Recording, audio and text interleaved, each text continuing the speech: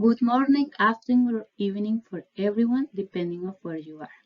I'm Juliet Cortez, the expert in collaborative management for building resilient systems that has accompanied you on some of the topics of this course. The topic of today's session is to help you going from a long list of resilience options to a short list for implementation. Therefore, we expect that when you have completed the topic, you will be able to prepare a long list of possible interventions for addressing the risk causes and consequences of a selected hazard event. Moreover, we hope that you will be able to shortlist the interventions to implement within your resilience strategy according to decision-making criteria that donors typically consider. As a reminder of where we are in this course, we are following the steps to build a resilience strategy, which are divided in 4 phases. And we are moving from the phase to understand the problem to identify and appraise options. So the objectives of this session are accordingly aligned to the step 4 and 5 of this framework. In order to identify a long list of possible options during the problem understanding phase, we identified at a system level, even if focusing in one of the watch services, namely water, priority gaps in the watch building blocks. We also followed the likelihood and consequences risk assessment approach. This way, we prioritize hazards across the sustainability dimensions via a risk matrix to select a hazard event and analyze in detail the causes and consequences. Then, the question that you may be asking is, why to make a long list of potential options and what are we particularly looking with that list? You want to look beyond the business as usual case and make sure that you have considered a wide range of interventions to better align technical and functional efforts. You may want to consider and also align as much as possible short-term and long-term interventions addressing risk and consequences. Looking back to the logical framework for theory of change, we are following a general vision, for example, achieving equitable access and steadily improve watch services for host and refugee communities without compromising long-term development. We are looking for achieving collective outcomes, ideally agreed with the stakeholder involved, including interventions that minimize hazard event causes or consequences by considering outputs for prevention, early warning, preparedness and recovery, support social cohesion, individual capacities, and local contributions. To achieve these expected outputs, we are considering better ways of working. When you're preparing your long list of interventions, ideally you should consider the better ways of working. For example, strengthening operational infrastructure and coordination standards. As we discussed in previous topics, key aspects for consideration are the rehabilitation of independent essential services such as water, sanitation, and electricity to maintain water accessibility all year long. Moreover, we learned that diversifying services in a coordinated way can also help to spread the risk between different water sources and systems. Therefore, coordination standards are at the core of these interventions by motivating knowledge and expertise exchange at multiple levels, national, regional, and local.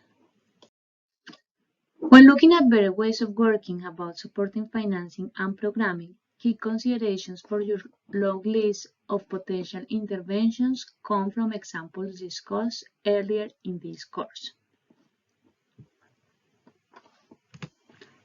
showing that a more sustainable service requires not only the infrastructure development but also the capacity building of a local but professionalized water service provider.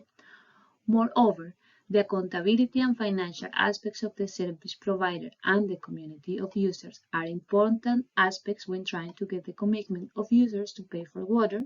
Last, consideration for programming include implementation per phases with a team of complementary expertise and a monitoring strategy with a third party for verification. We also came to the realization that the peace component is less explicit yet embedded in the governance and management capacity. Therefore, we try to contribute to this component by strengthening the relationships and local capacities in a sensitive way to possible tensions between groups and strengthening participation in decision-making while addressing the dynamics of exclusion in our interventions. So far in this video, we have summarized key considerations for making our long list of resilience interventions. These better ways of working aim to improving the resilience qualities of the WASH system. However, how we can practically consider these qualities when shortlisting the interventions for a resilience strategy? There are some decision-making criteria that donors typically consider to assess and select between possible options. These decision-making criteria are 8: effectiveness, efficiency, timing for implementation and services, uncertainty, equity, synergies, capacity, and legitimacy. These criteria help us to select the most appropriate resilience options. Therefore, a qualitative assessment helps to justify the selection or shortlist of interventions. More sophisticated assessment techniques may be needed depending on the type of proposal and donor's requirement. Overall, gathering the data to assess each criteria is a challenge, yet important, so this step 5 is typically the basis for adjusting work plans and preparing a monitoring strategy. Steps that will follow up later in the resilient framework. Let's look at each decision-making criteria. Effectiveness. How effective a measure is will depend on what it is that you are trying to address. For example, let's briefly consider a case presented earlier in this topic by ICRC about the farmer rehabilitation. Expected outputs of this intervention were to reduce the risk of damage from increased rainfall and flooding with gabion walls, and to provide means of support and work to local communities. Will the adequate construction standards and materials, as well as the capacity building for building the gabion walls, be enough to achieve these outputs? Otherwise, which other considerations should be taken into account for increasing the effectiveness of this option? These are the type of questions that you should ask when justifying the shortlisted interventions of your resilience strategy for effectiveness. Efficiency. Questions to answer when justifying your choices due to efficiency include: how much will it cost to implement the selected options? Will there be any operating and maintenance costs involved with implementing the options? What economic benefits will there be as a result of its implementation? And will the benefits exceed the cost? Will the option reduce major damages?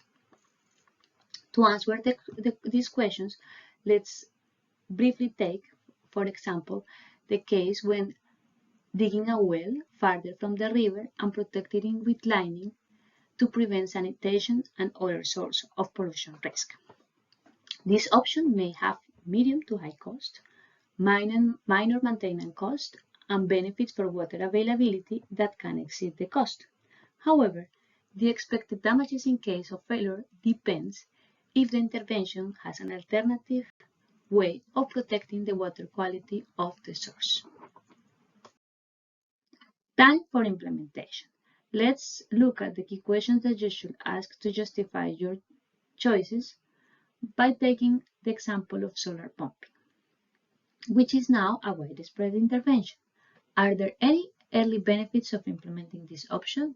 Does the option have a long lead time? Maybe due to remoteness of the area or limited resources, it cannot be implemented within the next year. Can the option be implemented now, or there is a need to delay the implementation for gathering more information? Baseline data gathering is beneficial and necessary to assess effectiveness. For example, how many components are functional or not, how many people are getting improved access before and after implementing this intervention. By considering the timing of implementation and services, you may realize about ways to combine the selected interventions. Also to allow for timely service in case of failure. Uncertainty. The only certainty that we may have it is that we cannot know for sure how the future climate change may be. Therefore, we should consider if our selected options are sensitive to climate changes positively or negatively. Does the option perform well across many different future climates? Inflexible options, those that are costly and difficult to adjust, should be avoided when there is uncertainty. However, many options may bring benefits regardless of the changes in climate. Equity. Is there any adverse effects of implementing the selected options on other geographical areas or users? Is the option accessible and affordable to the poorest and most vulnerable members of the society?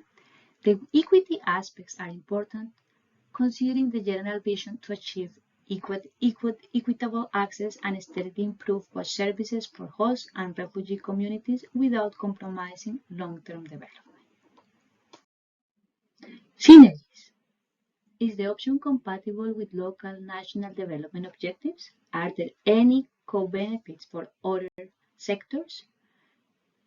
We can start by discussing possible synergies to increase benefits and avoid adverse effects with other sectors such as food and security, health, logistics, education, to name a few. Synergies may help gathering support and funding for implementation. For example, in the Gaza case that was introduced earlier in this session by ICRC, there were synergies with food security. ICRC built irrigation ponds to harvest rain from water and ecological insect traps not to contaminate soil, water, and other vegetation. These synergies helped them to put on board other actors which were not limited to the water and sanitation. Capacity. When considering interventions that span across sectors, it's even more necessary to collaborate with external and local actors. Referring to the ICRC example that we are using right now, a collaboration with a company specialized in ecological agriculture was mentioned. Moreover, a group of senior local farmers was supported by ICRC to protect the local seeds and build a small bank with the local variety of grains. Finally, legitimacy. Is the option politically and socially acceptable? Coming back to the example about the gabion walls, the gabion technology, also not common in Yemen yet, was supported by the Ministry of Irrigation, considering the evidence from other areas about its effectiveness for reducing flooding damage. Moreover, the fact that the activity was also a source of income and capacity building for community made it socially more acceptable.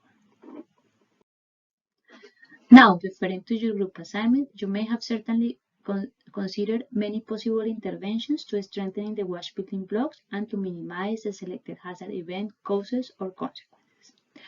Just keep in mind to make this comprehensive long list by also considering how to align between the functional and technical efforts and between the long and short-term interventions.